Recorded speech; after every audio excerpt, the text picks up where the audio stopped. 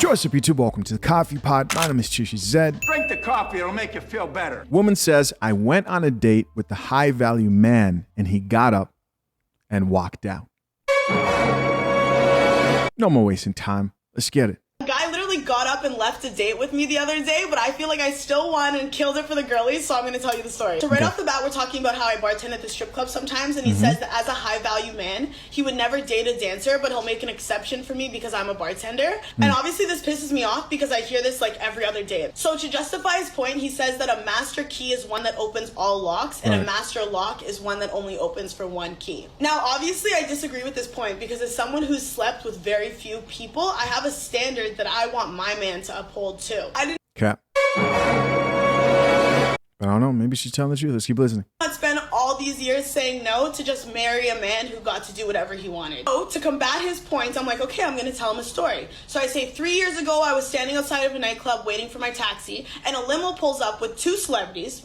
One celebrity and one half celebrity, and they say, oh, come in the limo, let's go home together. Trying to give me this whole like, do you know who we are, like this is the time of your life. And in my 21-year-old brain, my first thoughts was, oh, how will I explain this to my husband? Like, what will he think about me? And I don't even have a boyfriend at this time. So I say no. And in that moment is when saying no became the standard for me. That I will not date a man who I believe was put in this situation would have said no, even though he doesn't know who the I am. And this guy that I'm on a date with says, no, that's crazy. Any guy in that position would have said yes. And I say, no, you're the type of guy who would have said yes. So you're not the type of guy that I'm looking for. What you don't understand is how badly I wanted to say yes, but I still said no because I didn't want to be a hypocrite. He tries to combat that point by giving me a whole bunch of like Andrew Tate's high value man because he makes money and he works out and yada, yada, yada. No, the last thing I say to him, I say, look, you have your theories on locks and keys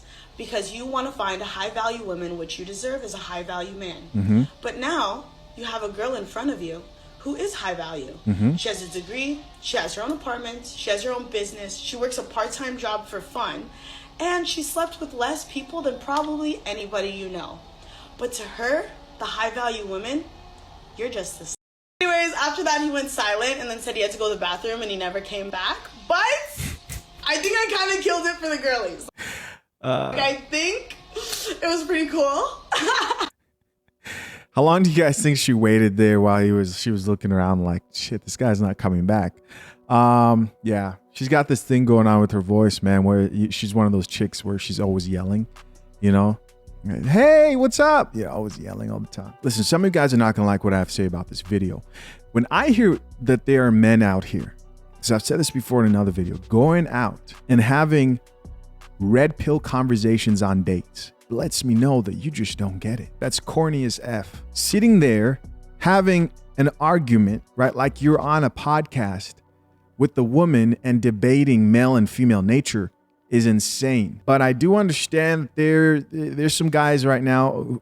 Listen, when I first started getting exposed to this information, right, some years back, it was well known that like, hey, you don't talk about this stuff, female nature, etc., because it wasn't as popular. You don't talk about this stuff on the date. Why? Because most women are going to hear that and get turned off by it. And guys think to themselves, well, I want a woman who understands. Bro, women will never accept their nature.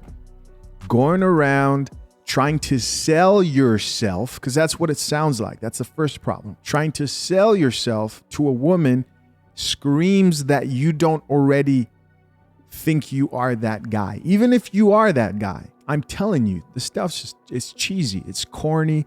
The guys who are out here calling themselves a high value man, look through my catalog of videos, more than 1,500 videos, thousands of them. I use terms like alpha, high value. Never have I addressed myself as a man who is alpha. Now, obviously, I talk about how it's contextual, and if I'm in a relationship with a woman, for example, the woman who I'm with right now, I will only have the type of relationship where she respects me as the leader. But going around calling yourself alpha, trying to sell yourself on the date, corny, it's cheesy, it's lame. Stop it. Stop it. Stop it. Because you sound like you're selling yourself. And for those of you who sit there and go, nope, I'm going to do it. Let me give you another example. A hot chick doesn't have to tell you she's hot. She knows she's attractive. A pretty woman doesn't have to tell you she's pretty. She knows she is attractive. Those qualities that men become, those high value qualities, they'll see it. But the most important one is confidence. Confidence of who you are, your accomplishments, and that shines through with your energy. Most of that is nonverbal. You don't debate whether a woman's attractive or not when you see her. She doesn't sit there and go, by the way, I'm hot or I'm attractive. The women who sit here and we see them all the time on camera saying, I'm a 10. They're usually not the 10s. They're usually not the women who men consider to be highly attractive. They usually aren't. In most cases, the one that say, oh, I deserve this, and they have to go on the date and sell themselves, they usually don't. The women who are bring to the table what that man wants, in most cases, they're just there. They're quiet. To the guys that go out here and call themselves high value on a date and try to sell themselves to women, most of those guys they're usually not what they claim to be. There's a video from Rich Cooper that I remember seeing. Check this out, right? It's one of these perfect example of exactly what I'm talking about. Let's get it. I think like I'm a pretty like high value man. Like I have a good. No. I mean, I have a good job in the aerospace industry. What did you make last year? About 90. Okay, but I mean, like you look like you're from Amish country still. A lot of people call themselves high value men, but they're not. Look at me, like I'm close to 50 and I'm in better shape than you. Like, how is that possible? Like high value guys don't tolerate bossy, disagreeable women over trivial things. I mentioned to her, like, I found your channel. She watched one of your videos. She said you oversimplify things. Yeah, okay. And then she's like, I don't want you watching his videos anymore. She's going to be pissed when she sees this interview. So there you guys go. The guy says, I let her know that I found your channel. Why are you telling even the woman who you trust and you're with? Why are you telling her the stuff that you're watching? Why are you telling her what you know she will never accept, the RP? Even the women who profess to accept the RP, the truth about female nature, etc., still deny certain things. You don't have to mention it, especially on a date to a woman, in hopes that you sell yourself to her. Women want to believe that you just happened. They don't want to think that you strategize. They don't want to think that you have a method to your madness. Women want to believe in this idea that, oh, I just met him. Oh, he just said the right things at the right time. And I don't think he improved himself and like dialogue and learning how to talk with women. They don't want to know that shit, man. They want to believe it just happened. High value men do not negotiate. They demonstrate. It's like shopping at a store, right? The only people who are there to bargain with you are the stores that everybody shops at. The high value stores, they're not there with coupons. You're not going to go into Gucci. They're there trying to bargain with you and saying, you know what? If that didn't have a tag on it, then you can pretty much decide whatever price it is. You guys know how it works at the stores, deals and buy one, get one free. You don't see that in high-end stores. They demonstrate their value, their price, etc. And if you can't afford it, you don't deal with it, right? We're going to check out some of these comments real quick before we end this video. But on the point of that chick, who knows how many bodies she's had? Who knows what modern women today refer to as a low body count? Who knows? A few comments here. This first commenter says, as soon as Andrew Tate comes out of his mouth, bye. See, women think that men are going to go out here talking about Andrew Tate. No, only the men who don't know what they're doing are going to go out here talking about men who they listen to or may agree with when it comes to like structural relationships and stuff like that. Majority of the guys these women are probably in rotations of, as in they're wondering, well, why won't he lock me down? He knows.